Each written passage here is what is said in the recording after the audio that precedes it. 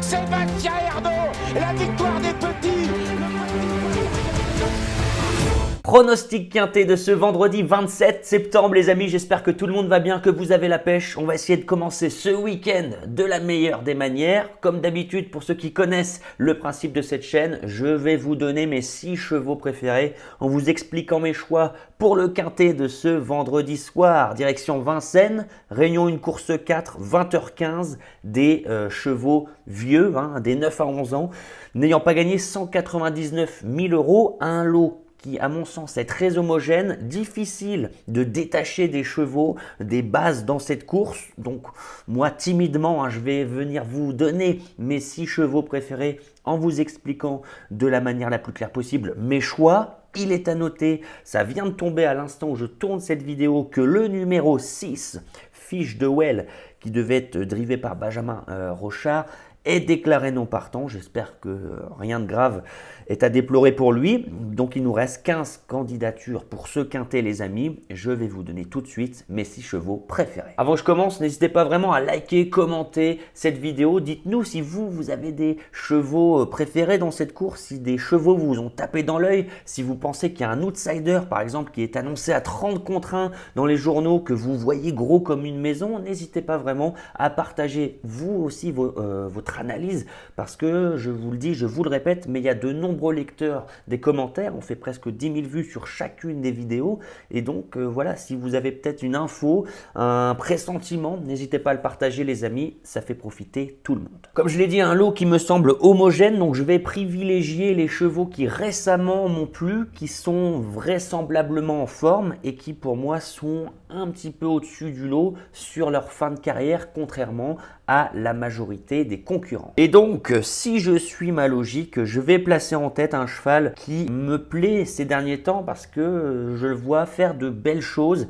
Il est capable de faire l'effort tout seul, et dans ce type de lot où personne n'a de marge, je pense que ça peut être un atout non négligeable. Le numéro 13, Faucon de l'Alba, avec son entraîneur Julien Raffestin au sulky, qui ne se voit pas sortir des 5, et je l'espère pour lui. Donc quand on regarde sa musique, il est tout le temps à l'arrivée des courses, il fait vraiment bien en région parisienne, ça c'est également important. On ne court pas seulement en province sur des petits hippodromes pour gagner des petits chèques parce qu'on n'a plus le niveau. Non, on continue à venir à Vincennes, à Enghien, et on se débrouille très bien. Déféré des 4 pour l'occasion, il vient de timidement se préparer en étant ferré dans un lot avec les jeunes. J'espère que c'est un objectif visé, en tout cas sur le papier ça sent très très bon. Ça sent vraiment la case qui a été cochée par Julien Raffestin pour amener au mieux son cheval. Donc timidement les amis, je vais dire que ce numéro 13 Faucon de l'Alba sera mon favori. En deuxième position, je vais aller vers le 3 Full Cash de Pad, déféré des 4.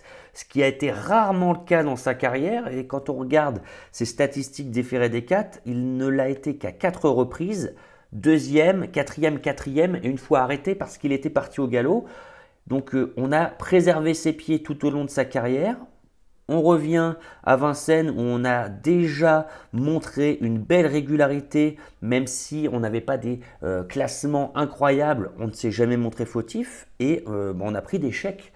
Donc ça peut être une candidature intéressante, d'autant plus que ce Full Cash de Pad m'avait beaucoup plu l'avant-dernière fois à Enghien, où il avait bénéficié certes d'un bon parcours, mais il avait bien fini, il aurait même pu gagner si le poteau avait été une vingtaine de mètres avant. Du côté de Niort, récemment, le 15 septembre, on s'est bien défendu, on était dernier, on a contourné le peloton pour venir en tête, ce n'est pas donné à tout le monde, et on s'est très très bien défendu jusqu'au bout. Alors avec son pilote driver Mattia Monaco, j'en attends une prestation honorable. Voilà, je pense qu'il fera partie des candidatures en vue et c'est tout à fait normal.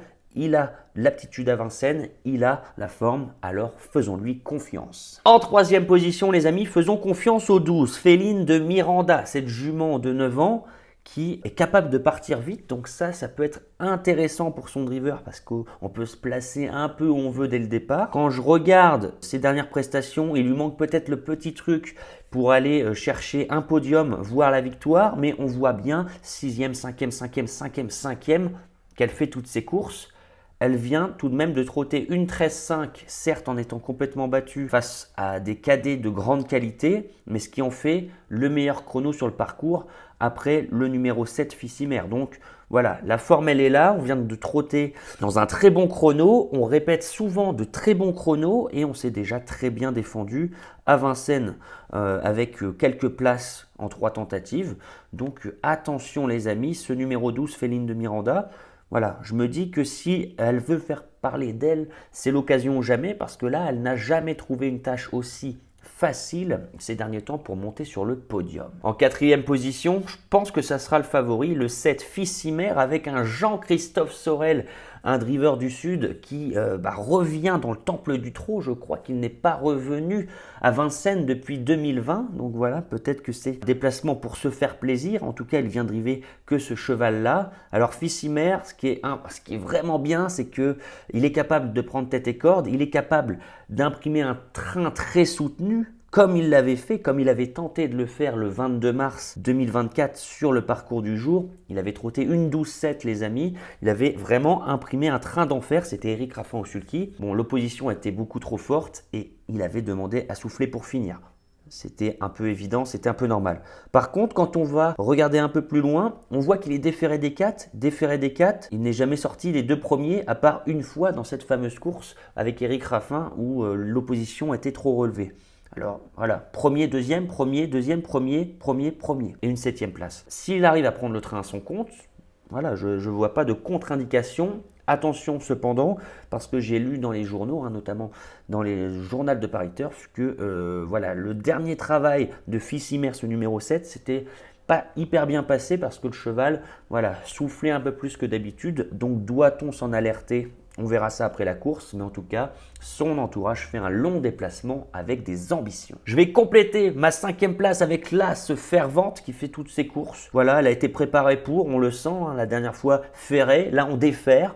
Bon, on a déjà très bien fait ces derniers temps en région parisienne, mais aussi dans de bons lots, notamment à Enghien, pourquoi pas à Chartres, où elle s'était très bien défendue. Bon, c'est peut-être la moins riche, mais en tout cas, c'est pas la moins en forme quand on en croit ses dernières prestations. Donc, je la place naturellement dans mon quintet. Et pour compléter ma sélection, au départ, j'avais mis le 6 Fiche de Well qui sera non partant. Donc, je vais aller me tourner vers une jument qui avait fait forte impression.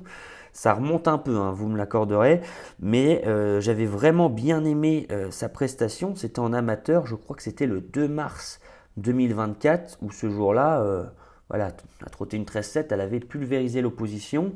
Bon, elle a regagné depuis, c'était le 27 juillet, il me semble, du côté du Mans.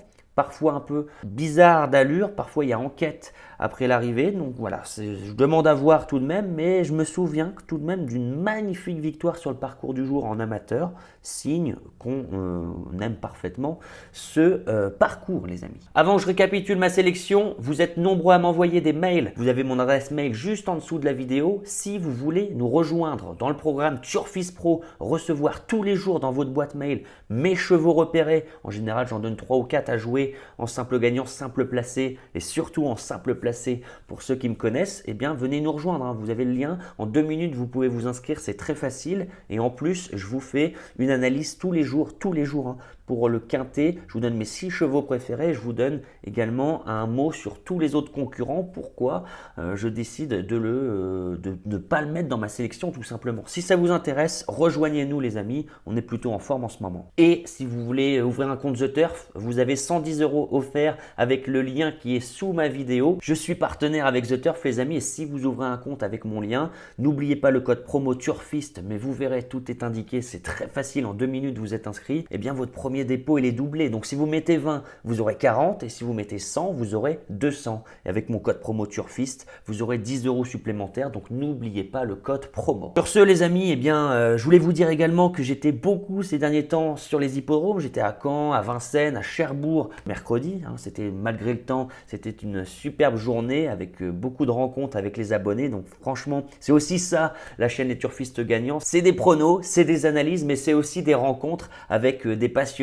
comme moi des courses hippiques. Donc n'hésitez pas à m'envoyer des mails, à vous déplacer sur les hippodromes lorsque j'y suis. Je suis toujours ouvert pour un café, pour discuter de chevaux avec vous tous les amis. Sur ce, je n'ai plus qu'à vous souhaiter beaucoup de chance au jeu. Un petit like, n'oubliez pas. N'hésitez pas à commenter la vidéo. Je vous souhaite vraiment beaucoup de chance au jeu les amis. On se dit à bientôt. Allez, ciao!